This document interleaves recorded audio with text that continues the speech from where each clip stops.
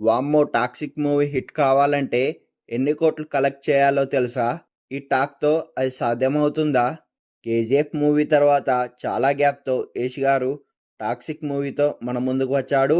ఈ movie August 26న pan India వైడ్‌గా release అయింది. అయితే ఈ సినిమాకు మొదటి షో నుంచే నెగెటివ్ టాక్ వస్తుంది.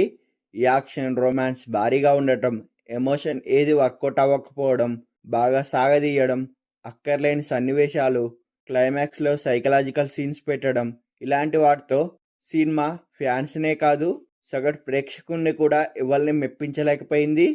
కేజీఎఫ్ తర్వాత ఏకంగా 1000-2000 కోట్లు కొడతారని అంచనాలు పెట్టుకున్నారు.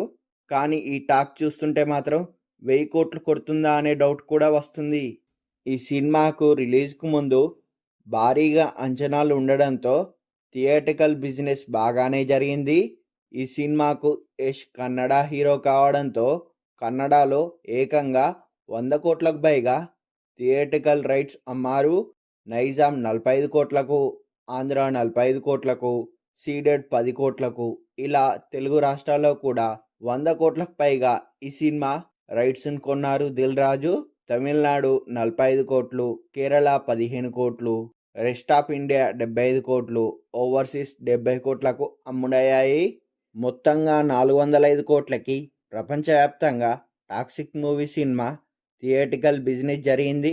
ఈ సినిమా బ్రేక్ ఈవెన్ కావాలంటే కనీసం 410 కోట్ల షేర్ కావాలి.